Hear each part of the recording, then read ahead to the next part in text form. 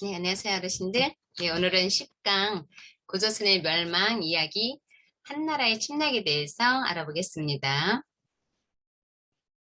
음, 제가 첫 번째 제목으로 한나라의 침략, 고조선 멸망 이렇게 적어놨죠. 여기 있는 두 인물이 이제 그 고조선이 멸망할 시기의 인물들입니다. 우고왕은 위만의 손자예요. 그리고 중국에는 한나라 그 이제 일곱 임금님 무제, 그러니까 비단기를 개척했다 이걸 이제 많이 알려져 있는 임금님이기도 한데요.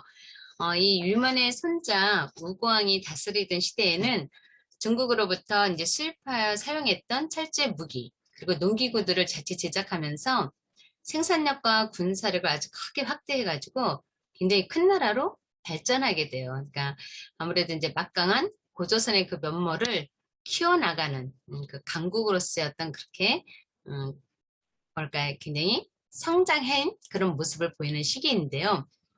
이 위만 조선은 그 지리적 어떤 그 위치 이런 것들을 이용해서 그래서 한반도 남부 지역에 보면은 예란 그 진이라는 나라가 있었고 근도 그리고 이제 강원도 지역에는 예 이런 나라들이 있었는데 이들 진, 예 이 두 나라가 이제 나라나 뭐 또 그 주변국에는 작은 소국들 이런 나라들이 세력이 굉장히 이렇게 성장한 이 우고왕 때 이르러서 이들 나라들이 직접적인 무역을 못하도록 이렇게 막음으로써 그러니까는 한마디로 이런 나라들, 특히 그 한반도 남부 지역에 있는 이제 작은 나라들이, 한나라고 이제 직접 가지 않고 조선을 통해서만이 무역을 하게끔 하는 그런 중개 무역을 해서 막대한 이득을 얻게 됩니다. 이런 과정에 그 기원전 한 128년 정도, 그러니까 고조선이 멸망하기 한 20년 전쯤에 이 예국의 군장 남녀가 주민 한 28만 호, 28만 호면 굉장히 많은 숫자겠죠? 그런 주민들을 이끌고 한나라에 투항을 해요. 그러니까 그러자 이제 한 무제가 이쪽 지역에다가 창해군을 설치하였다고 해요. 그러니까 요거 이제 짧은 기록으로 어쨌든 전해주고 있지만 고조선 지배하에 있던 예국이 고조선을 이탈해서 한나라에 투항했다. 이거 고조선 입장에서는 묵과할 수 없는 그런 상황이었겠죠. 그래서 이게 이런 이제 좀 보이지 않는 외교적 갈등이 물론 이 중개무역 우구왕 때 그 영토확장과 중개무역을 통한 이런 것들로 인해서 이 우구왕 입장에서도 예국의 어떤 그런 투항 이런 것들은 좀 고조선 자체에서도 좀 충격적인 그런 사건이었겠죠. 근데 물론 조선도 이 어떤 일을 하냐면 진나라 남쪽에 있던 진나라가 이 한나라 한나라에다가 그 사신을 파견해서 황제를 좀 아련하겠다 이런 그 편지를 전하고 막 그러는데 그것은 이제 고조선이 이제 얘네가 직접적으로 그런 정치적으로도 서로 협력하는 이런 것들을 용납할 수 없다 해서 중간에서 또 가로채는 이런 일들을 서로 행하게 되죠. 그러니까 여하튼 요 시기는 영토적으로도 봐도 굉장히 이제 우리 이 유만조선이 많이 성장을 해서 서쪽으로 많이 영토를 넓혀가는 시기였는데 한나라는 동쪽으로 팽창하기를 원했고 또 이 고조선은 서쪽으로 이렇게 팽창하길 서로 이렇게 도모하는 그런 상태였기 때문에 여하튼 간에 두 나라의 충돌은 언젠가는 이루어질 수밖에 없는 그런 당연한 형태의 어떤 갈등이 이루어지고 있었습니다. 근데 하지만 둘 다 모두 전쟁을 원하지는 않았었던 것 같아요. 그러니까 살금살금 어떤 그 전쟁의 분위기는 좀 피해 가고자 하는 왜냐면 고조선 입장에서는 아주 정말 거대한 제국인 한나라랑 이렇게 맞서는 것도 좀 부담이 됐겠지만 또 한나라 입장에서도 이 고조선을 섣불리 건드리기에는 국력이 만만치 않았던 그런 나라였기 때문에 어느 시점에 있어서 한나라 황제는 이 우고왕이 다스리는 조선에 이제 유화적인 손길을 보내기 시작합니다.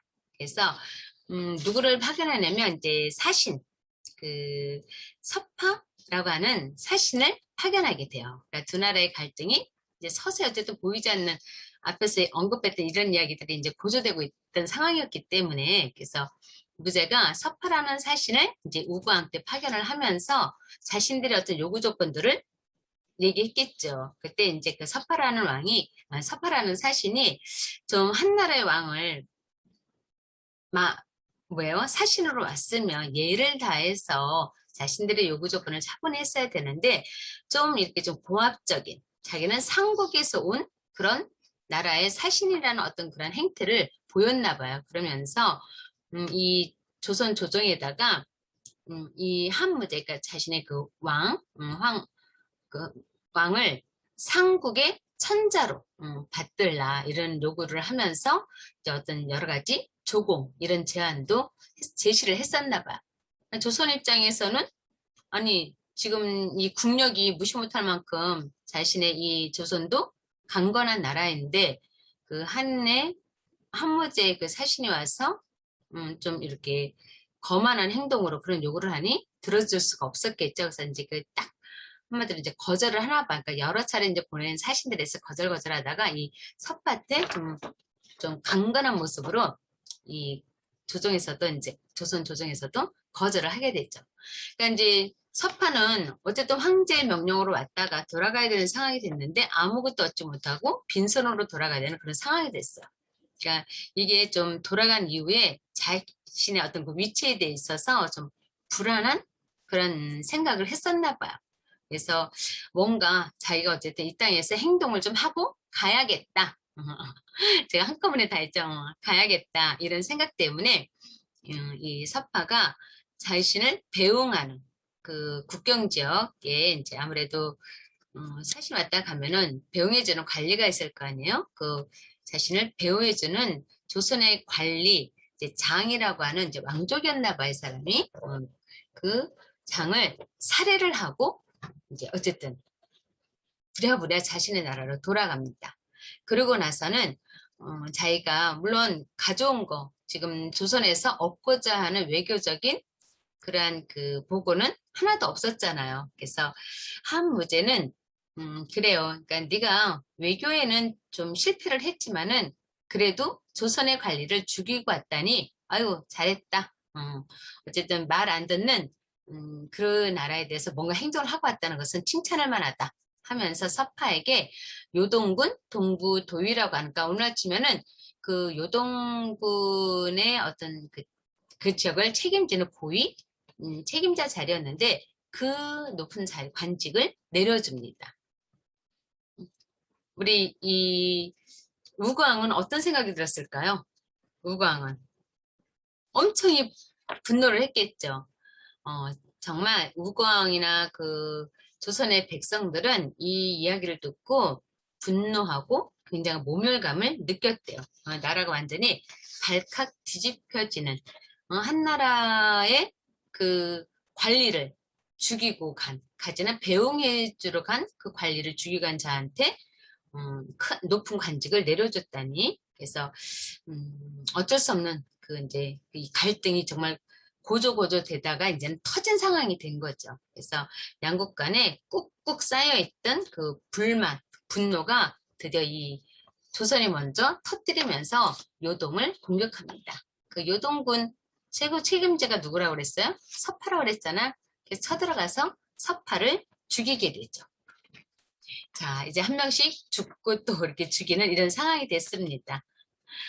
이 소식을 들은 또 한무제 입장에서도 가만히 용납할 수가 없었겠죠. 그래서 영토 확장이라든지 중개무역 그리고 이제 주변국에 있는 작은 나라들이 자기한테 오려고 하는 그 조공무역을 하려고 하는 그 작은 나라들에 대해서도 이 조선이 어쨌든 다 중간에서 그걸 막았었잖아요.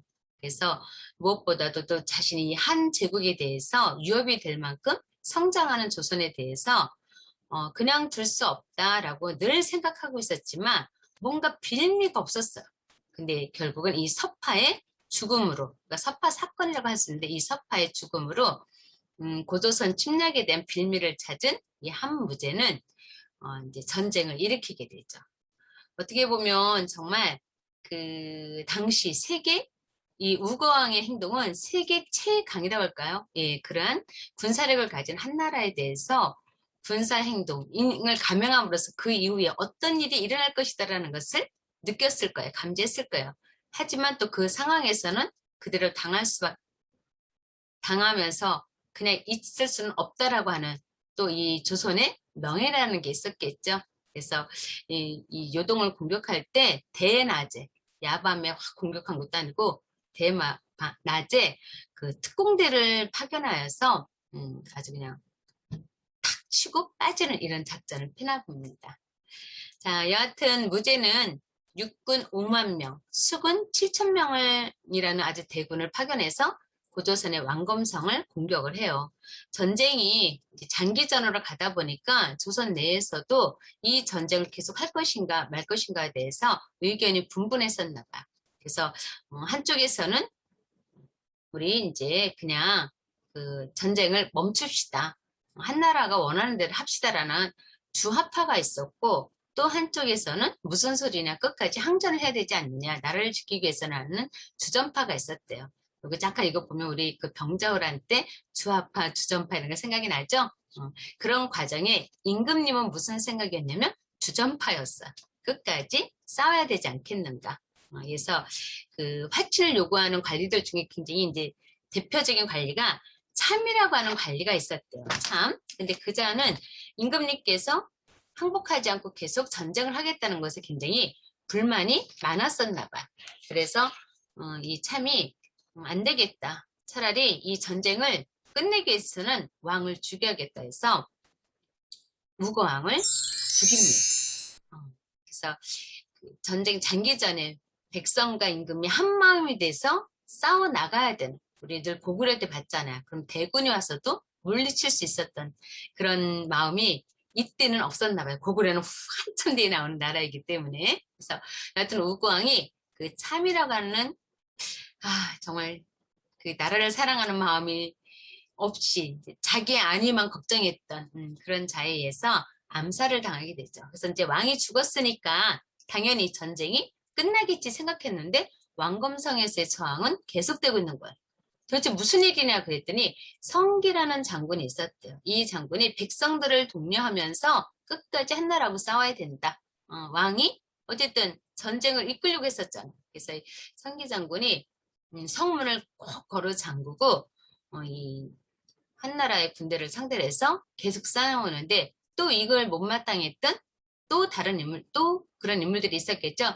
결국은 성기 장군은 한나라로 이제 투항하고 갔었던 왕족에 의해서 이 성기 장군도 암살을 당합니다. 그래서 결국은 두 지도자, 나라를 지키고자 했던 이 두 지도자의 그런 그 죽음으로 인해서 1년간의 어떤 항쟁을 이끌던 이 왕검성이 드디어 한나라의 공격에 무차별적으로 공격을 당하고 함락을 당하면서 조선은 어떻게 됐을까요? 예, 멸망하게 되죠. 우리가 그 단군조선, 위만조선, 통틀어서 고조선이라고 했잖아요. 그래서 물론 단군조선의 준왕이 쫓겨났지만 그 준왕이 했던 정책이라든지 국호, 그리고 그 조선의 관리들을 그대로 등용시키면서 발전해왔던 이 위만조선이 결국은 한무제의 침략에 의해서 108년에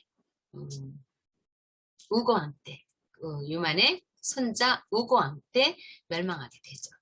그리고 이 한무제는 그 고조선 영토에다가 뭘 설치하냐면은 이게 한사군을 설치합니다. 한사군. 4개의 군을 설치해요.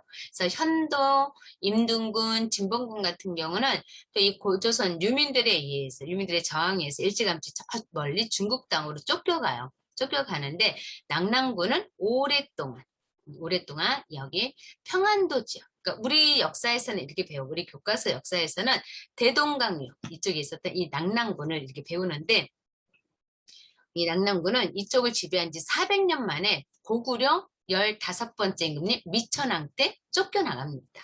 그래서 우리 낙랑군에 대한 설은 여러 가지 설이 있어요. 이렇게 대동강 쪽이었다, 아니면 요하 지역에 있었다, 그리고 또 하나는 요소 지역에 있었다, 이런 여러 설들이 있는데 우리는 이제 우리 학계 그리고 우리가 배우는 교과서라든지 모든 데에서는 우리 한반도 적에게 낭랑이 있었다. 이런 식으로 배우고 있습니다.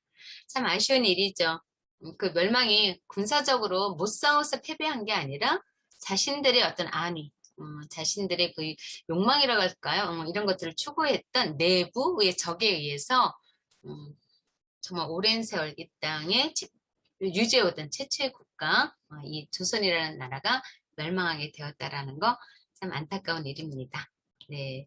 자, 우리 여기 고조선에는 8개의 법이 있었어요. 팔조법이라고 하는데요. 초반에는 이런 법이 있었다라는 게 이제 한서지리지 후한에 이제 그 반고라고 하는 사람이 쓴 한서지리지 동의전에 이렇게 법이 전해져 오고 있대요. 근데 다 전해지는 게 아니라 3개의 법만 전해지고 있다고 합니다. 사람을 죽인 자는 사형에 처한다. 이 반고라는 사람인데 또 남에게 피해를 입힌 자는 곡식으로 갚는다. 도둑질을 한 자는 그 집 종으로 삼는다. 만약에 그걸 변제하려면 얼마?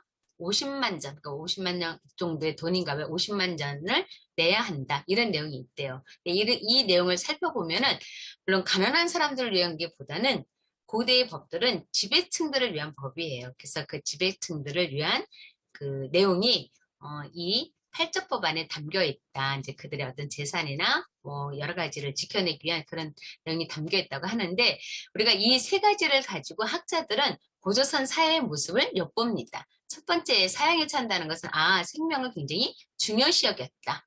생명 존중하는 그런 마음이 있었다. 근데 우리가 고조선의 어떤 풍습을 보면은 순장제가 있거든요. 막 100여 명씩 순장하는 그런 제도가 있는 거 봐서는 이게 좀 의심이 가긴 합니다.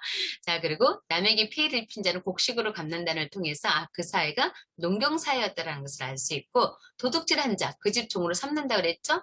우리가 이제 청동시대 때부터는 뭐야? 피지배 이런 게 생기지 않아서 그 당시에 계급사회였다. 그리고 50만 전 그들이 뭘 사용했다? 돈을 사용하였구나. 이런 것들을 알 수 있다고 합니다. 근데 후대에 우리가 이제 그 한사군이 설치된 이후에는 이 조선제국을 다스리는 법이 막 60개조까지 늘어나나 봐요. 그래서 굉장히 그 사회, 그 즈음에 와서는